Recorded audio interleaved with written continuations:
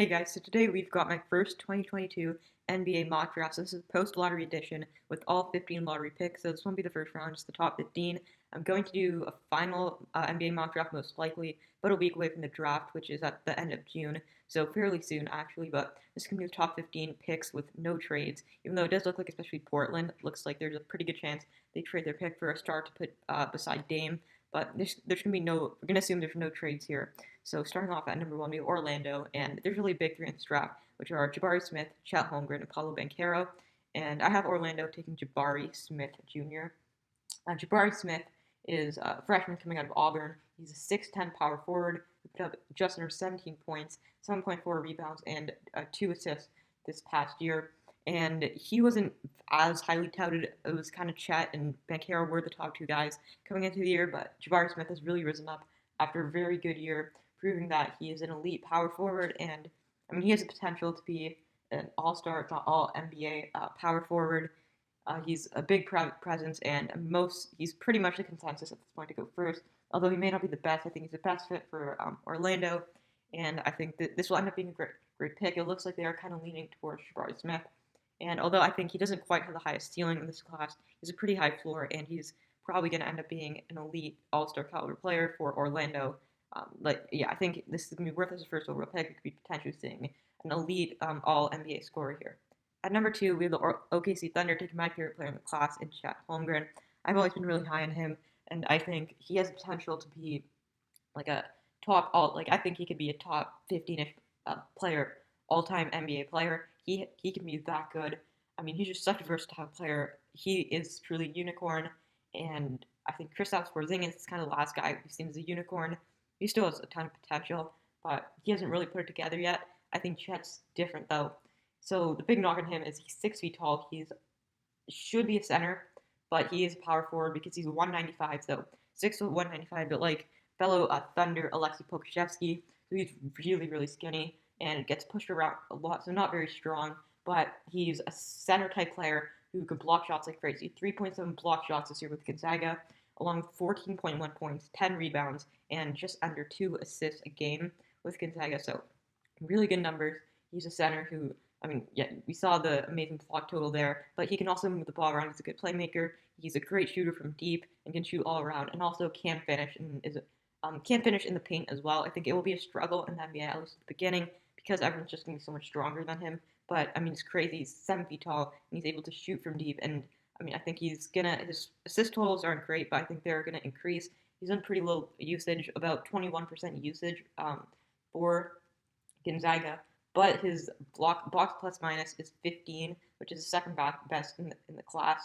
So I think this is the pick for OKC here, and they're going to be getting a guy with the highest upside in the class who can be a potential superstar. At three, with the Rockets taking the third of the big three and Paulo Banchero. He played at Duke this year as a 6'10", 250 power forward, so you can see he's 2 inches shorter than Holmgren, but still 55 pounds heavier. And Banchero put up 17.2 points, 7.8 rebounds, and 3.2 assists this year for Duke. So he's an excellent player. I think he's going to be a great scoring power forward, and I think he can be a great guy to pair with Christian Wood at center. And then they'll have Jalen Green at shooting guard. Jalen Green is an elite scorer, but can't play defense. I think Banchero and Green can be a great pair there. And I think Banchero will probably be an all-star caliber player. At four, we have the Sacramento Kings taking Shaedon Sharpe. He is probably the most interesting player in the class, biggest wild card. So he's coming, I think, straight out of high school pretty much. This coming into this draft, he was the number one recruit for this upcoming recruiting class for college. So he's supposed to be eligible for 2023, but he decided to be drafted this year. He's already 19, so he can actually be drafted for this year's class. So he's going to be in this class, and he should be a top 10 pick. But Shaedon Sharpe, in terms of potential, I think Holmgren's number one. Sharpe is fairly close number two. We can be looking at potential All-NBA top 10 player in the league in Shaedon Sharpe. He's a 6'5 shooting guard who is an amazing shot creator. He's a great shooter from deep, also an elite finisher, such a fun player to watch, and the upside with him is absolutely unreal. But the big knocks on him is he's not a great defender, and his ball handling is a bit off, and also we haven't seen him play in college, so he is a big wild card. But I think potential is there, and he can be a great player to pair alongside De'Aaron Fox and Domantas Sabonis to kind of form a big three. Because if Shaedon Sharpe ends up developing, I mean, you got a superstar there with like two star players in De'Aaron Fox and Domantas Sabonis. De'Aaron Fox is like super fast. He's a great finisher. Sabonis is a very good power forward who's kind of stretch for, but also is very impactful inside the paint. They bring in Sharp. He's an amazing shot creator. This is a very well built all around team, and I think there's some other guys you can consider taking at 4, but I do really like Sharp here, and I mean I've seen comparison for him to kind of Paul George, Anthony Edwards. He can definitely get to that level, and I honestly kind of see like a James Harden type player with him. But yeah, we'll see. He's such a fun player to watch, and the potential is unreal. At 5 with Detroit, taking Keegan Murray. He was this year the most impactful college player, but he's a sophomore. He's almost 22 years old, so he is a lot older. But he put up 23.5 points per game this year. He's a true scorer as a power forward for Iowa, and Iowa is a great system to be in. Luka Garza played there last year, was the best player in college basketball. Was a late second round pick last year, also to the Pistons actually. And I mean he can't do much in the NBA because that player will succeed in college like Garza, but won't in the NBA. But I think Keegan Murray will still be a very good scorer and has potential to be a high-level starting player in Detroit. I really like the fit here, as Detroit already has Cade Cunningham. Cade was the first overall pick last year, and he's a very big point guard. He's a bigger point guard who can defend, and the big thing with him is he's an elite playmaker, all around just a great offensive player. But I think Murray is the true scorer, and Cade's an amazing playmaker, so I think Keegan Murray can kind of be maybe the number one scoring option. Honestly, better off as a number 2, and they bring in someone else. But I think Keegan Murray is going to be like a championship level number 3 option for Detroit. And we've also got Sadiq Bey, a power forward who can score on the interior. So I think Keegan Murray is a great piece to add for this team and will be very impactful day 1. At 6, we have the Indiana Pacers, and I have them taking Jaden Ivey. Jaden Ivey is a shooting guard from Purdue. He's 6'4", and he put up 17.3 points per game, along with 5 rebounds and 3 assists.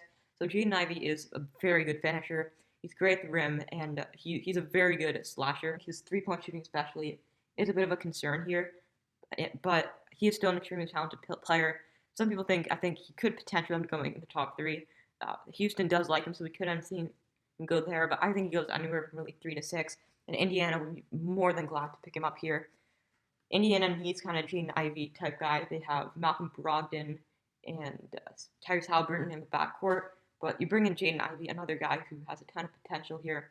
I think it's hard to pass on him.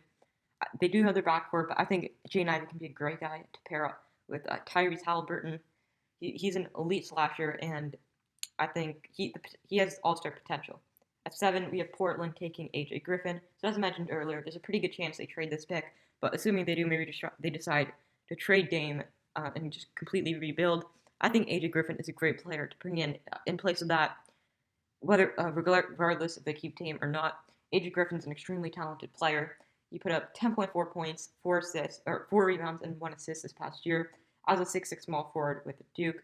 So playing there with Paulo Banchero, and those aren't incredibly impressive stats, but he was injured, and that's one of the big concerns. As I think talent-wise, he's right up there with Jaden Ivey, Keegan Murray, Shane Sharp. But the reason why he isn't kind of looked at as quite the same tier as those guys is because of those injury concerns. But he's extremely talented. He's a great shot creator and three-point shooter. Again, the low assist total, so he isn't, I think, the best playmaker, but watching his film, he's a great shooter. I think put up a 40% three-point percentage, so I think he can kind of be a great replacement player for C.J. McCollum, and I think he has borderline all-star potential. So we have the Pelicans taking Benedict Mathurin, who is a 6'6" shooting guard from Arizona.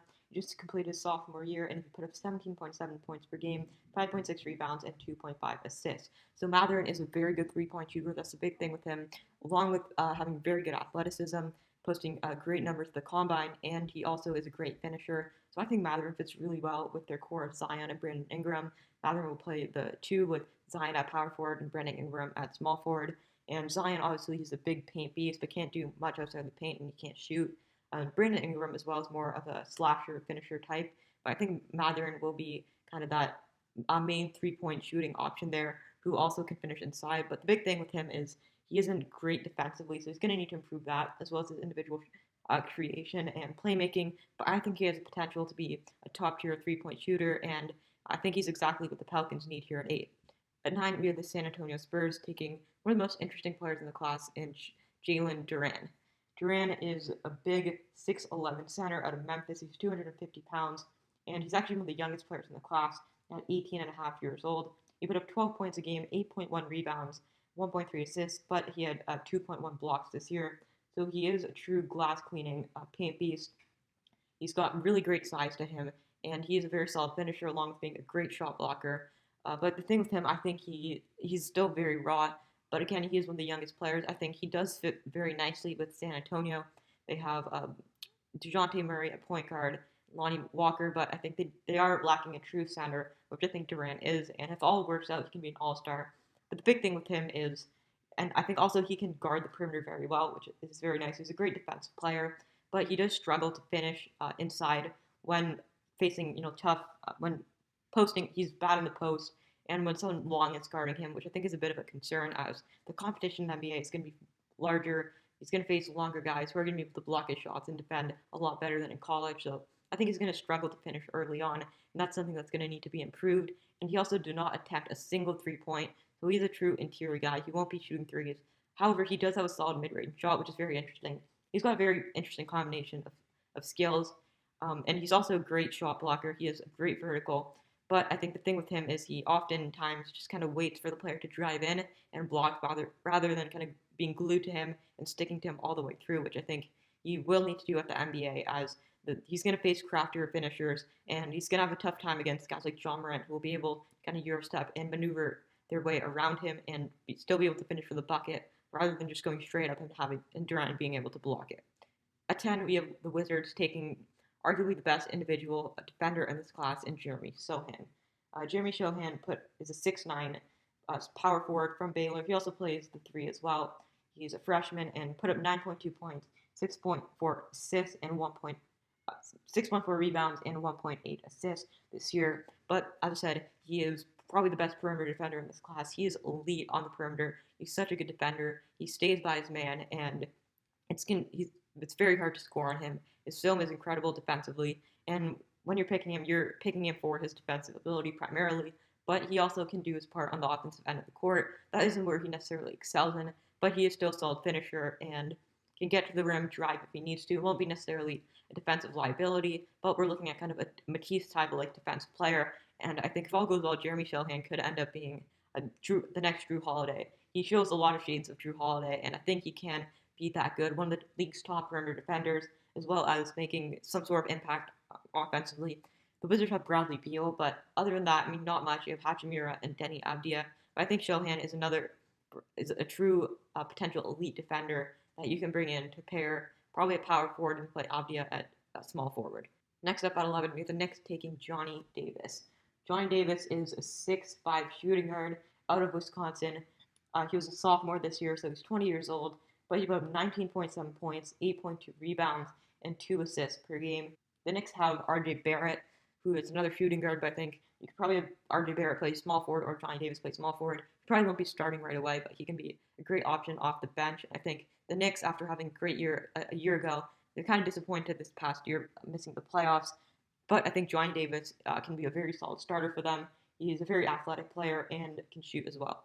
At 12, we have the Thunder taking Dyson Daniels. Dyson Daniels is a 6'7" shooting guard who is playing in the G League. He's 19 years old and put up 11.3 points, 6 rebounds, and 4.5 assists. So Dyson Daniels is a very high upside player, and I think he's got great potential playing on the Thunder. He's a shooting guard, and the Thunder pick Holmgren at 2, so they get kind of a power forward center. I think they are kind of lacking a true center, and actually my next pick up here, this kind of guy I think the Thunder could definitely consider taking at 12. But they are lacking a true center with Holmgren and Pokusevski being their 2 bigs, who are not necessarily going to have much of an impact as big guys in the paint.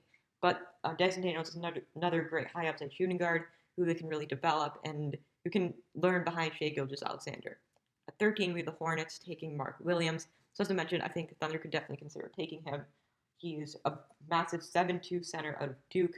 He was a sophomore, so he's 20 years old. He put up 11.2 points, 7.4 rebounds, only 1 assist a game, but 2.8 blocks. So he is the definition of a true paint beast. He's massive. He's 240 pounds, and he's an absolute menace inside. He's not going to do much outside. He's not a very complete player that way, but I think he's a great day one player who will bring impact defensively, being a great post defender and shot blocker. And also offensively, he will be able to put away some good buckets inside, which I think is something the Hornets do need.